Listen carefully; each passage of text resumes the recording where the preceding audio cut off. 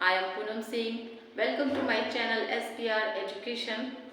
I will teach you has, have, had you. Use of have, has, had. Okay guys. इस channel पे आपका बहुत बहुत स्वागत है और मैं आपको सिखाऊंगी हैज़, हैव, हैड का यूज. ओके, तो let's see on the board. I have means मेरा है या फिर मेरे पास है. मेरा है या फिर मेरे पास है, जो भी आपके पास है आप उसके लिए यूज करोगे आई हैव. और तुम्हारे पास है या उसके पास है उसके लिए आप यू और शी ही ये सब यूज करोगे. ठीक है, तो मैं आपको बताती हूँ, आप ध्यान से देखिएगा. आई हैव मीन्स मेरे पास है, मेरे पास है. Like I will take one words like car. I have a car. मेरे पास एक कार है. Okay guys, I have a car. मेरे पास एक कार है, इस तरह से बोलेंगे. और तुम्हारे पास एक कार है तो कैसे बोलेंगे? You have a car. You have a car. इस तरह से बोलेंगे. और उसके पास कार है, अगर लड़का है तो he has हो जाएगा. हाँ, एक चीज और ध्यान रखिएगा, ही के साथ हैज लगाना है और सी के साथ भी हैज लगाना है. और कोई नाम हो, राम, सीता, गीता, कोई भी नाम हो तो उसके साथ भी हैज लगेगा. ठीक है, माइंड इट. तो let's begin. I have a car. I have car. मेरे पास एक कार है. तुम्हारे पास एक कार है. You have a car. You have a car. उसके पास एक कार है. He has a car. अब लड़की के पास होगा तो क्या बोलेंगे? She has a car. हम लोगों के पास है, हम लोगों के पास कार है तो क्या होगा? We have car. इसमें ए नहीं लगाएंगे, ठीक है, क्योंकि हम लोगों के पास है, ये प्लूरल है, इसलिए इसमें हम ए नहीं लगा रहे. ठीक है, तो जैसे कार्स, बहुत सारे कार होंगे तो क्या हो जाएगा? कार्स. जैसे कि हम बोलेंगे आई हैव 4 कार्स. ठीक है, तो इसमें एस लगेगा, कार्स. ठीक है, बहुत सारे कार होंगे तो क्या लगेगा? एस लगाएंगे, ये प्लूरल हो जाएगा. सिंगुलर कार हुआ और प्लूरल कार्स हो जाएगा. एक कार के लिए एक कार बोलेंगे, और जब हमारे पास 4 हो, 5 कार है तो इस तरह से हम क्या बोलेंगे? I have 4 cars. जैसे मेरे पास 4 कार है तो क्या बोलेंगे? I have 4 cars. ठीक है, तो ये हमारा क्या है? सिंपल सेंटेंस में अफर्मेटिव, जैसे हम अफर्मेटिव भी बोल सकते हैं. तो इसमें आई हैव मतलब मेरे पास है या मेरा है. यू हैव तुम्हारे पास है या तुम्हारा है. सी हैज उसकी है, लड़की है उसकी है. लड़का है, ही हैज उसका है. We have a car. They have a car उन लोगों का कार है. और बहुत सारे कार के लिए होगा तो ऐसा लगाना हो गया कार होगा. या गाय भी बोल सकते हैं कि मेरे पास एक गाय है तो I have a cow. I have a cow. ठीक है, काउ बोलेंगे. इस तरह से हम कहेंगे. और ये जो आपका है, अब इसको हम नेगेटिव में भी चेंज करेंगे तो सिंपल है. अब नेगेटिव में चेंज करने के लिए क्या करेंगे? बस कुछ नहीं, बस वैसा ही करना है, इसको आगे कर देना है. हैव को क्या करेंगे? आगे. हाँ, और एक बात याद रखिएगा, अगर हम नेगेटिव जब सेंटेंस बनाते हैं और हैव को आगे करते हैं तो हैव आई अ कार भी हो सकता है, या फिर हम डू भी ले सकते हैं. Do have a car, do have pencil, do have a pen, कुछ भी बोल सकते हैं. तो डू का भी इस्तेमाल कर सकते हैं, लेकिन एज यू विश, आप चाहो तो करो, नहीं तो आप हैव आई कार भी बोल सकते हो. Have I car, have you car, has she car, has he car. इस तरह से हम नेगेटिव सेंटेंस बनाने के लिए हैज और हैव को आगे रखेंगे. ओ सॉरी, इंटरोगेटिव सेंटेंस बनाने के लिए हम हैव और हैज को क्या करेंगे? आगे रखेंगे. ठीक है, और नेगेटिव जब सेंटेंस बनाना होगा, जब हम नेगेटिव सेंटेंस बनाएंगे तो क्या करना है?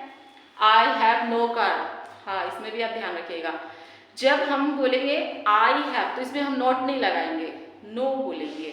I have no car. Not कब यूज होगा? जब हम डू का इस्तेमाल करेंगे, तब हमें नॉट लगाना है.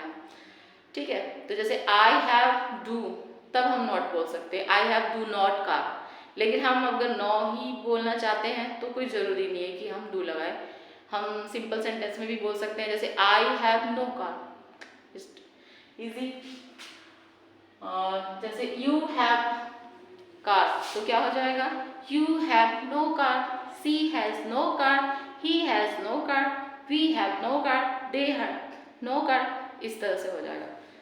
तो मैंने आपको तीनों सेंटेंस बता दिए हैं। तो किस तरह से बताया है, जैसे सिंपल जब हम बोलेंगे तो क्या बोलेंगे, I have a car, I have a car. अब उसको इंटरोगेटिव में चेंज करना है तो have I A car, have I A car, इस तरह से बोलेंगे, ठीक है। और इसको नेगेटिव में चेंज करेंगे तो किस तरह से बोलेंगे, आई हैव नो कार, क्या बोलेंगे, आई हैव नो कार, ठीक है। तो इस तरह से सेंटेंस को आप बार बार रिपीट करते रहिएगा। हर मतलब उसमें आप कोई भी वर्ड्स ले सकते हैं, जैसे like car, pen, pencil, cow, बोतल, ठीक है। बहुत सारे वर्ड को लेके हम इसे बना सकते हैं। उसके बाद हेड का यूज भी मैंने इसमें लिख रखा है। तो हेड का यूज के लिए कुछ नहीं करना है, हेड आपके सारे सब्जेक्ट के साथ ही हेड लगेगा, ही के साथ भी हेड, सी के साथ भी हेड ही लगेगा इसका। इसमें बहुत ही सिंपल है ये। और ये हो जाएगा हेड जब हम यूज करेंगे तो इसका मतलब हो जाएगा था, मेरे पास कार था। तो मेरे पास कार था के लिए हम कैसे कहेंगे, आई हैड अ कार, मेरे पास कार था, आई हैड लगाएंगे। और ये सबके साथ लगेगा, जैसे मैंने यहाँ पे लिख रखा है गाइस, देखिए बोर्ड पे, you, I, you, she, he, we, ये सबके साथ हेड लगाना है और था का इस्तेमाल हो जाएगा। मेरे पास कार था, तुम्हारे पास कार था, तुम्हारे पास कार था, सॉरी, तुम्हारे पास कार था, मेरे पास कार था, उसके पास कार था, ठीक है। इस तरह से हम बनाएंगे। तो किस तरह से हम इसको मतलब बनाएंगे सेंटेंस को, मेरे पास कार था, तो क्या हो जाएगा, I have I had a car, क्या होगा, आई हैड कार, हैड लगाएंगे, था, मेरे पास कार था, तो आई हैड कार हो जाएगा।